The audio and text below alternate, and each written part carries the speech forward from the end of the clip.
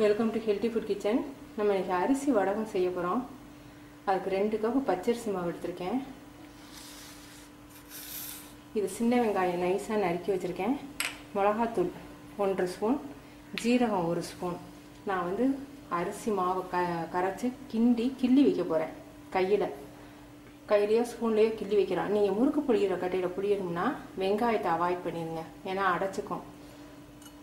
அதனால் வெங்காயத்தை அவாய்ட் பண்ணிவிட்டு நீங்கள் முறுக்கு புளிகிற கட்டையில் புளிஞ்சு வைக்கலாம். எங்களுக்கு வெங்காய டேஸ்ட் பிடிக்குங்கிறதுனால வெங்காயம் போட்டிருக்கேன். இப்போ வந்து கலர் வந்து குழந்தைங்க வந்து கேட்குறாங்க இல்லையா, சிகப்பு வத்தல் வேணும், பச்சை வத்தல் வேணும்னு.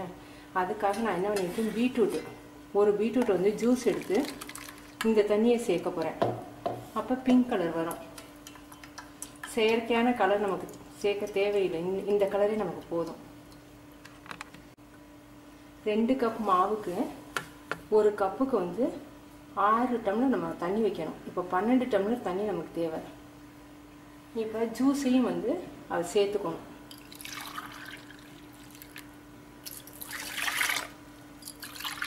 ஒரு பீட்ரூட் தான் அடிச்சிருக்கேன், அது நல்லா தண்ணியாக ஜூஸ் எடுத்துருக்கேன்.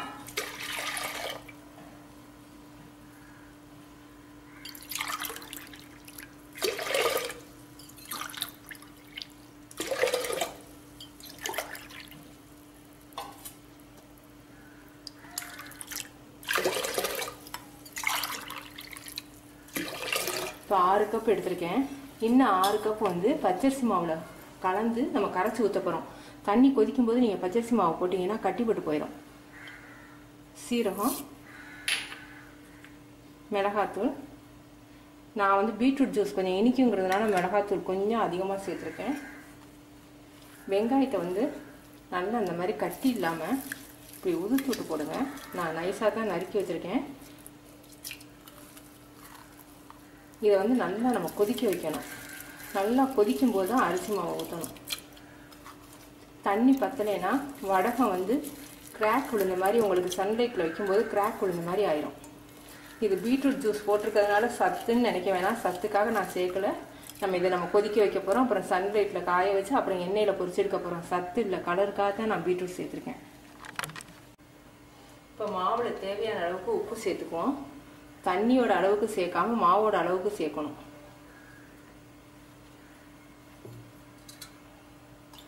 அதில் 6 டம்ளர் தண்ணி கொதிக்க வச்சுருக்கோம்.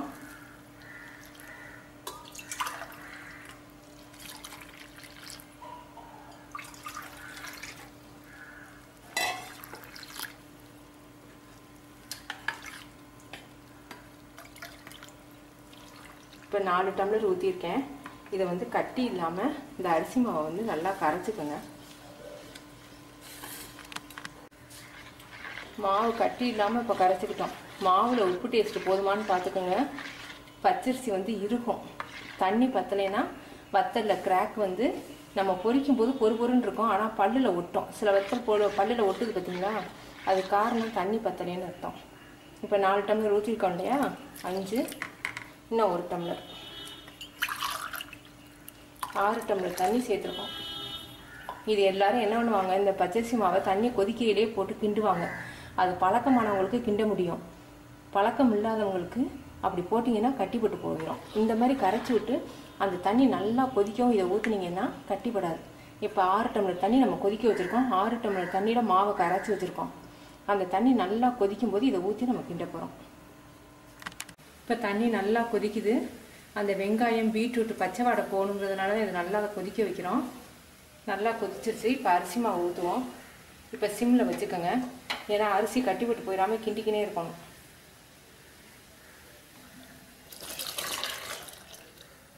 அரிசி அடியில் தங்கியிருக்கும் பச்சரிசியை கண்டு நல்லா கலக்கி விட்டு ஊற்றுங்க.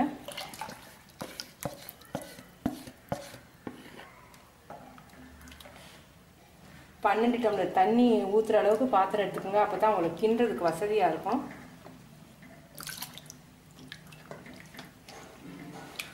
தண்ணி கூட போச்சுன்னா நம்ம கொஞ்சம் கூட நேரம் கிண்டணும்.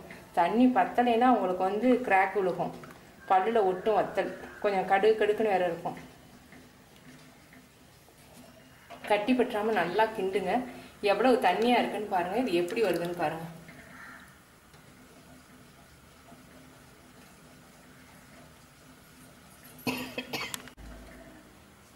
எவ்வளோ கெட்டியாக இருக்குன்னு பாருங்கள். நான் ஒரு 10 நிமிஷமாக கிண்டிக்கிட்டு இருக்கேன். இன்னும் ஒரு 5 நிமிஷமாவது, ஒரு 10 நிமிஷம் அல்லது 5 நிமிஷம் கிண்டணும். உப்பு போதுமானு இப்போ பார்த்துக்குங்க. உப்பு பத்தலைன்னா அரை டம்ளர் அல்லது 1 டம்ளர் தண்ணியில் உப்பை வச்சு கொதிக்க வச்சு, கொதிக்கிற தண்ணியில் உப்பை போட்டு இதில் ஊற்றி கிண்டணும். பச்சை தண்ணி ஊற்றாதீங்க, வெந்நீரில் உப்பு போட்டு கிண்டிக்கோங்க. கொஞ்சம் கெட்டியானதும் ஃப்ளேமை குறைச்சி வச்சுக்கோங்க. லோ ஃப்ளேமில் வச்சு கிண்டணும். இது வந்து கொஞ்சம் கெட்டியாக இருக்கிறது வந்து மாவு கெட்டியானதில் வெங்காயம் கெட்டிப்படாமல் கிண்டிக்கினே இருக்கணும். வெங்காயம் வந்து உங்களுக்கு இப்படி கட்டி மாதிரி தெரியுது, இதெல்லாம் வெங்காயம்.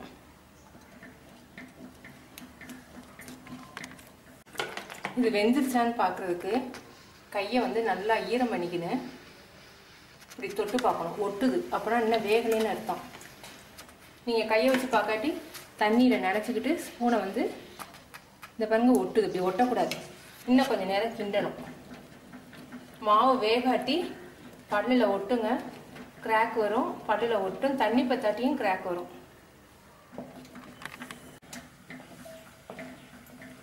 நான் அப்போ ஒரு 25 நிமிஷமாக கிண்டுறேன். உப்பு பத்தலைன்னு திரும்ப 1 டம்ளர் தண்ணியில் உப்பு போட்டு கொதிக்க வச்சு ஊற்றியிருக்கேன். மொத்தம் 13 டம்ளர், 2 கப்பு மாவுக்கு 13 டம்ளர் தண்ணி ஊற்றிருக்கேன். ஒரு கப்புக்கு 6 to 7 தான் ஊற்றணும். 7க்கு மேலே போச்சுன்னா வத்தல் வந்து எண்ணெயை குடிக்கும். 6க்கு கீழே தண்ணி ஊற்றுனீங்கன்னா கிராக் வந்து பல்லில் ஒட்டும் வத்தல். இங்கே பாருங்கள், இப்போ கண்ணாடி மாதிரி வருது. இந்த மாதிரி கண்ணாடி மாதிரி வந்துச்சுன்னா மாவு வெந்துருச்சுன்னு அர்த்தம். கண்ணாடி மாதிரி அல்வா மாதிரி விழுகணும். கையை ஈரம் பண்ணிக்கோங்க. இன்னும் லேசாக ஒட்டுது. இன்னும் ஒரு 5 நிமிஷம் கிண்டினா போதும். கரண்டி இப்படி நினச்சிருக்கேன், ஒட்டடை பாருங்கள். இது லேசாக ஒட்டியிருக்கு, அது ஒன்றும் பரவாயில்ல.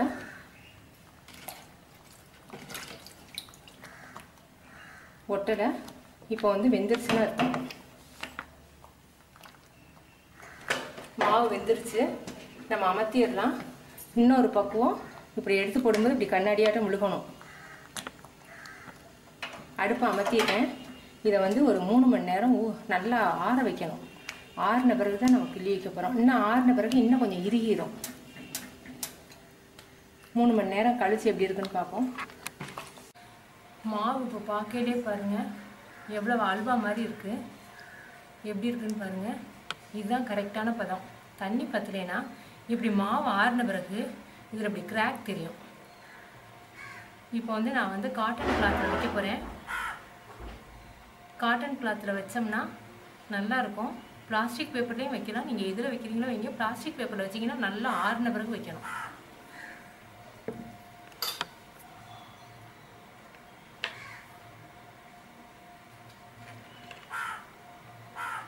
இது இப்படி சும்மா கொஞ்சம் கொஞ்சம் ஒரு ஸ்பூன் அள்ளி அள்ளி வச்சிங்கன்னா போதும். தட்டி வைக்கணுங்கிறது இல்லை, இப்படி அமுக்க வேண்டாம். அமுக்குனீங்கன்னா ரொம்ப லேசாக போகும். இந்த மாதிரி வச்சிங்கன்னாவே போதும்.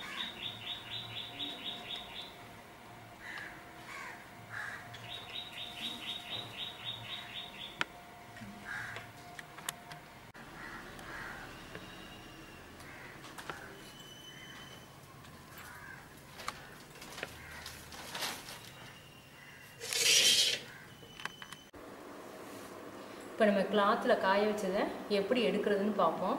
பிளாஸ்டிக் பேப்பரில் காய வைக்கலாம். வெயில் கொஞ்சம் கம்மியாக இருந்தால் பிளாஸ்டிக் பேப்பரில் வைங்க. ரொம்ப வெயில், சித்திரை வெயில்னு சொல்லுவாங்கள்ல, அக்கினி நட்சத்திரம் இருக்கையிலாம் நீங்கள் வந்து இந்த மாதிரி காட்டனில் இந்த மாதிரி வத்தல் காய வைக்கலாம். பிளாஸ்டிக்கில் காய வச்சிங்கன்னா பிளாஸ்டிக்கில் இருக்கக்கூடிய டயாக்சின்கிற பொருள் இந்த உணவில் கலந்து கேன்சர் வரும்னு சொல்கிறாங்க. அதனால் காட்டன் கிளாத் ரொம்ப நல்லது. இந்த வத்தல் இருக்கிற பக்கம் இப்படி தண்ணியை லேசாக தெளிச்சுக்குங்க.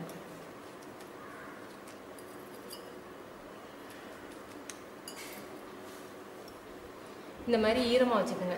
வச்சுக்கிட்டு இப்படி எடுத்தீங்கன்னா அழகாக எடுக்க வந்துடும்.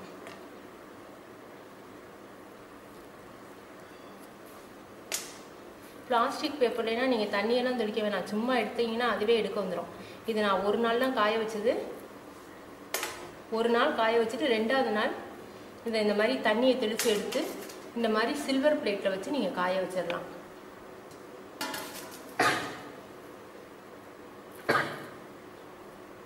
கொஞ்சம் கொஞ்சமாக தண்ணியை தெளிச்சுக்கணும். ஃபுல்லாக எல்லாத்துக்கும் தெளிச்சுக்காதீங்க, எடுக்கிற இடத்துல மட்டும் தெளிச்சுக்குங்க.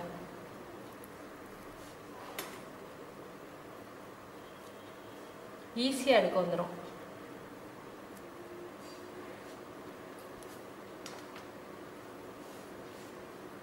தண்ணி கம்மியாக தெளிச்சிங்கன்னா அந்த இடத்துல எடுக்க வரலைன்னா திரும்ப கொஞ்சம் தெளிச்சுக்குங்க.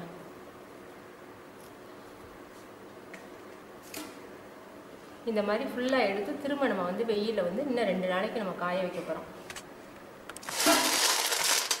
வத்தல் வந்து 3 நாள் சன்லைட்டில் வச்சுருக்கோம். பீட்ரூட் ஜூஸ் ஊற்றுனதுனால இந்த கலரில் ப்ரௌன் கலரில் இருக்குது. இந்த மாதிரி நல்லா காயணும்.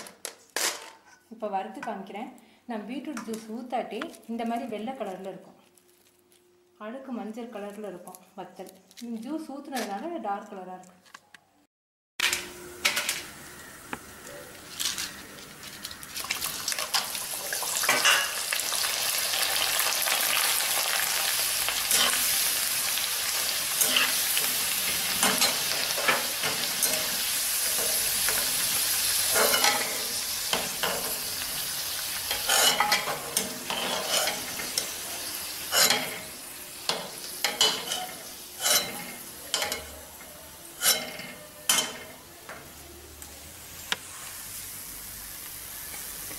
ப்ரௌன் கலரில் இருக்குது.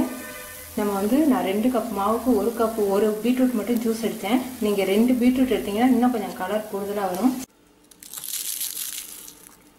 நல்லா நுறுங்குது, நல்லா காஞ்சி நல்லா முறுமுறுன்னு இருக்குது. நீங்கள் செஞ்சு பார்த்துட்டு உங்கள் கமெண்ட்ஸ் எனக்கு சொல்லுங்கள். தேங்க்யூ.